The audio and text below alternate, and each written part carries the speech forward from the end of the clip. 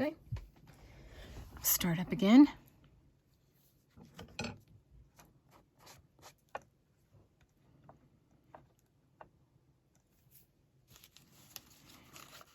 Okay, I usually put into my paintings, especially the smaller ones, the bigger ones not so much in the landscapes. I don't put sentiments and sayings in those, but on the 8x10 and smaller I usually do. I have various ones here, which I like them all. Life is not waiting for the storm to pass. It's about dancing in the rain. If you reach from the heart, you can touch the sky. We are never so lost that angels can't find us. It's never too late to live happily ever after. That's true. And she was a modern girl with a vintage soul.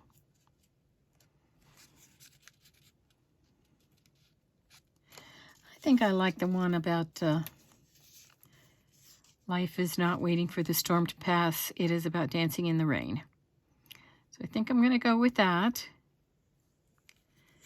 I'm going to use my tear ruler, I think.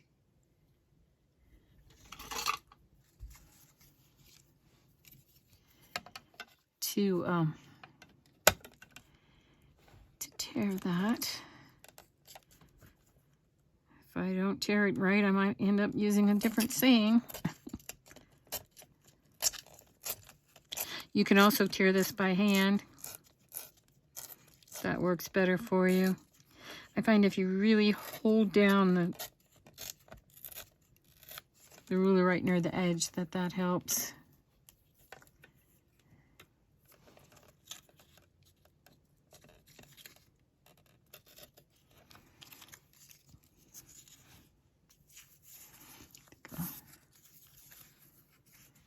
That.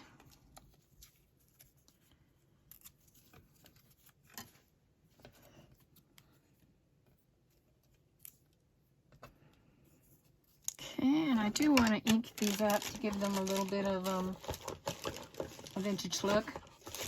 Sometimes if you put things on there,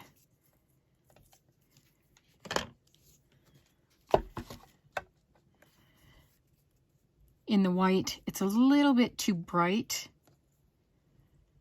and it just like screams at you or shouts at you.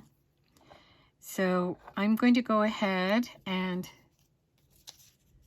I'll move my my glue page over here. This is just an old book. These are the pages, and I also do use these. Here's some that I folded up that I will use later on to make things out of. This is the Distressed Oxide ink. It's the Vintage Photo color, and I just kind of go over quite gently with it. I don't want to make it too dark so as to cover up any of the words. Just want to give it a little bit of a...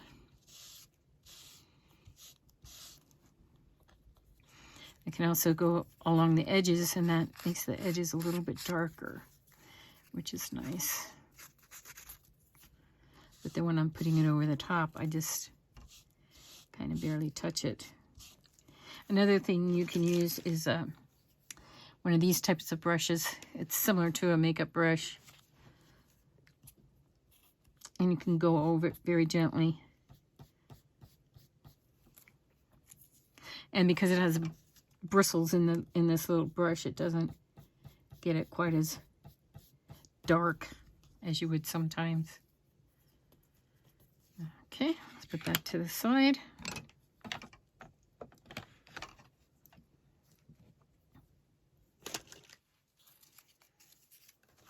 Bring this back over.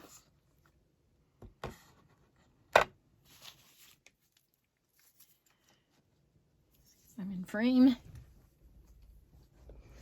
Pretty good. Okay, now I've got to decide where I want to put this. Most probably up here in this area. And I'm going to cut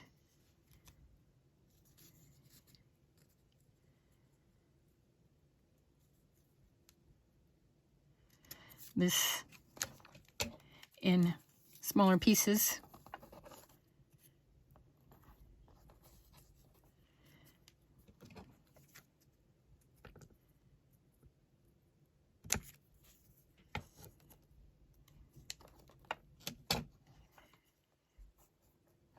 Okay.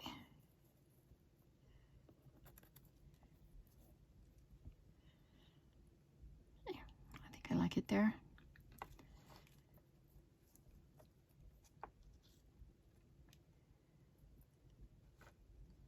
Okay, I'm going to move this over just a tiny bit. Bring this in.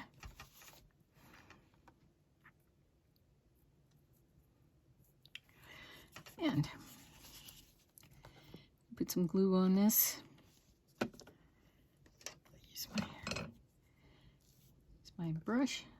Actually, I called this glue. It's the Mod Podge. Mod Podge is glue. Basically, it's just white glue and water, and then they add a kind of a little bit of a varnish to it to give it a finish. Okay, now when you're putting your words down, my advice to you is don't put them on straight, because if you put them on straight, invariably you're not going to get them straight. So what I do is I put some going up a little ways, maybe some going the other direction, so you can still read it, but that it's not all completely straight.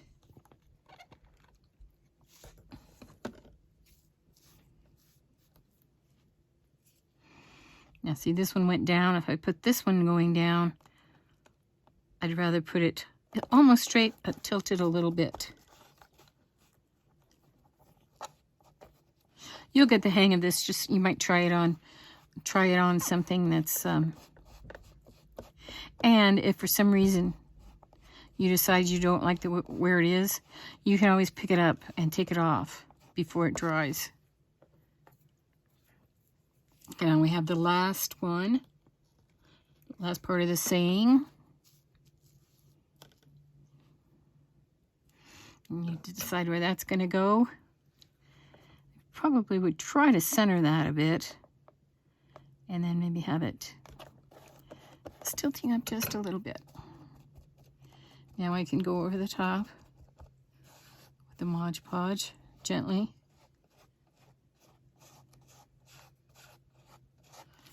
There we go.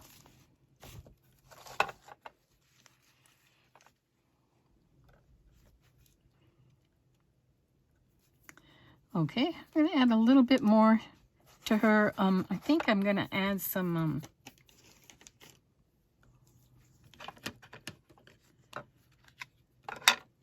shadowing. Let me show you how to do that. Put a little bit of the brown ink out on your glass, if you're working on glass, or wax paper, if you have wax paper underneath your work. Take a brush, wipe off most of the water in it. It can have a little bit of water in it, and then you get a very thin paint, and I'm just going to go around and into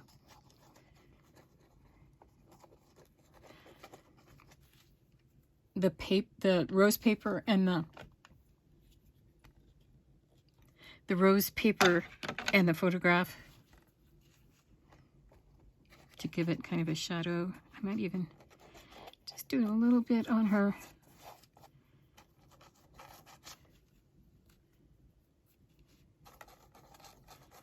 This integrates instead of it being such a stark line, it integrates the paper into the background a little better.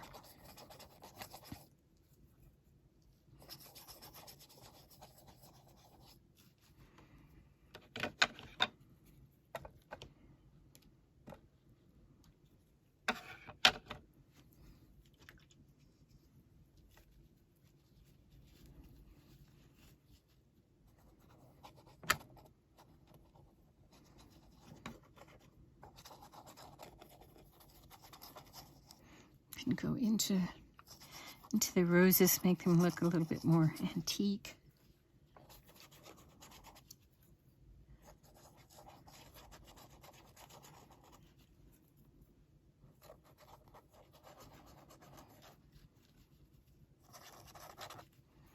And also the leaves.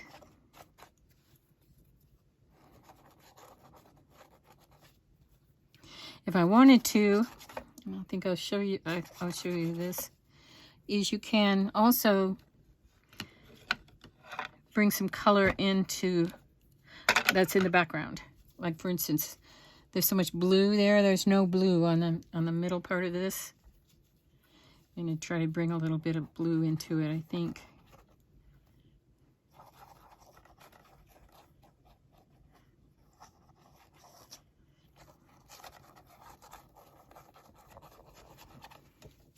Get some of this blue color. Put that down here also.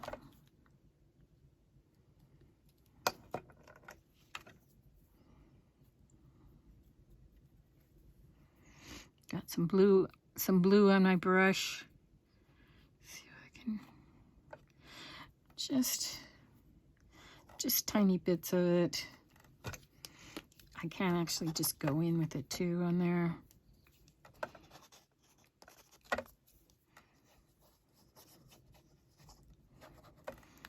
And it tends to integrate it into the possibly. Let's try a little blue in her scarf.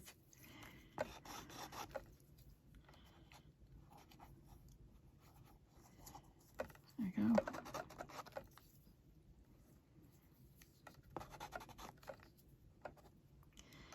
That works well.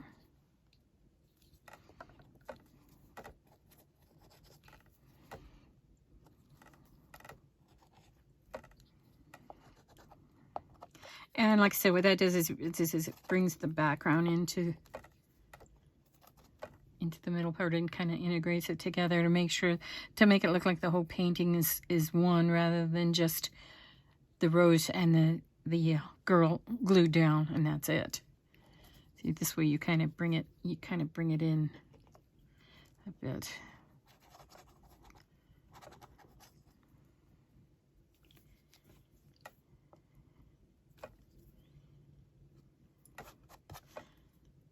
Okay.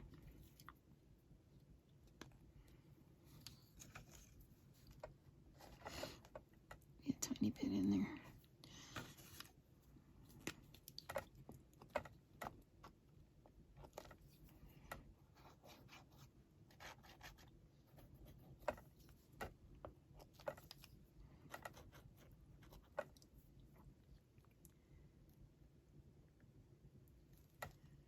Also bringing it into the lettering a little bit.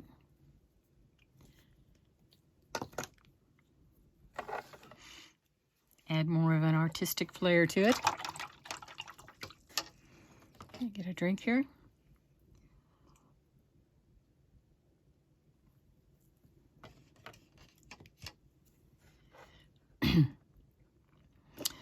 Okay, she might need a few more embellishments. Let's see, I had a little flower here. Here it is. I thought maybe we could put that on her scarf. And I think that looks all right. I don't really want to put too much on it, but I might rub just a tiny bit of the brown ink on the edges. That's good. That's enough. And for this, instead of using the Mod Podge, I'm going to use my 3-in-1 glue, which acts sort of like a glue stick. You'll see me use this glue a lot. It works well, really well for fabric, but you can also use it on paper. These flowers are made out of paper. Okay, and I'm gonna just tack it down there. See on her hair and her scarf there. Now this glue you do have to put the cap on right away, otherwise it might bubble out. Okay, and then we might add a few other details to it. I have some pearls here.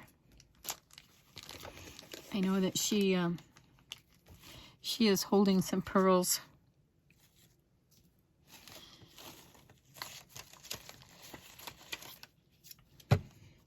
This is just a package of pearls that I got at Hobby Lobby. And decide where I want to put those. She's holding all kinds of pearls in her hands. Not sure. Let's just see. These are sticky back. You probably might also want to add some glue, but let's just kind of audition here and see where we might want to put this. I kind of like it there.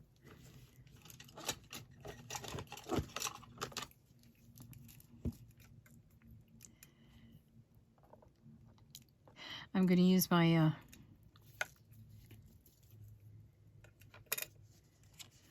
art glitter glue, which is a heavy-duty white glue, kind of like tacky glue, only it comes out really, really thin, in a thin line, which is nice.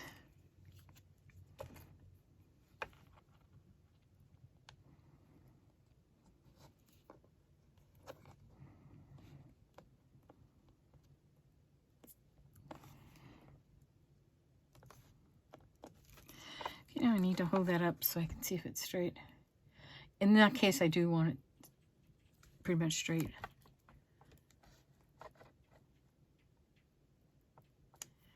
Okay, now, and then I talked earlier, we talked about repeating things. And since we have those pearls over there, we might never repeat them somewhere. And I'm thinking probably over here.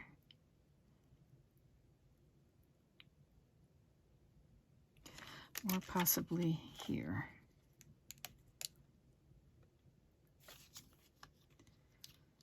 Let's try here first. Along this, let's try along this music sheet area.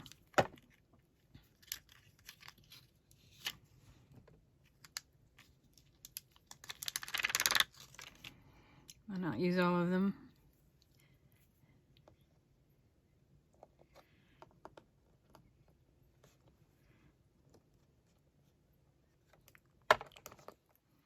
You can either cut them or break them. Like I said, they are sticky, but that really wouldn't be enough sticky to keep them on there. And in the case of these pearls, you probably wouldn't want to put Mod Podge over them because it will dull them with a finish over the top of them.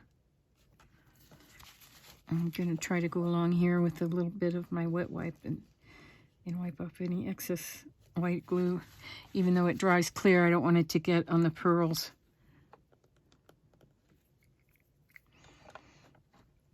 Okay. So we have these three left. Would they look okay just by themselves? I don't know.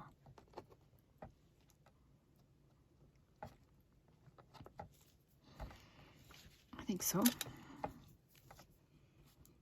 them right here. Or, okay, I like them on the butterfly.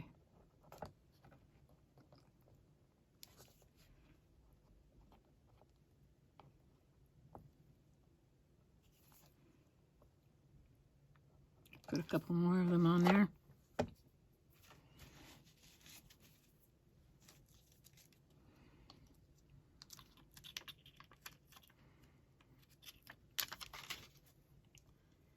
I've got three more. Let's see if that's too many.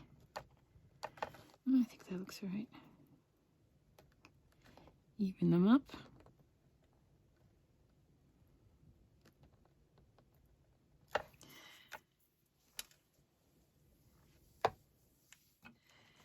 Okay. Now you can also go around parts of your painting after it's dry. Don't try to draw on the Mod Podge because it's too wet still to do that. I think we're okay up here on this. So I'm going to go over these antennae that are on the butterfly. Actually, you can make lines anywhere you want. Sometimes I outline the lettering, but I don't think it needs it on this painting. You can, of course, sign it. And I think this is, gonna work for that.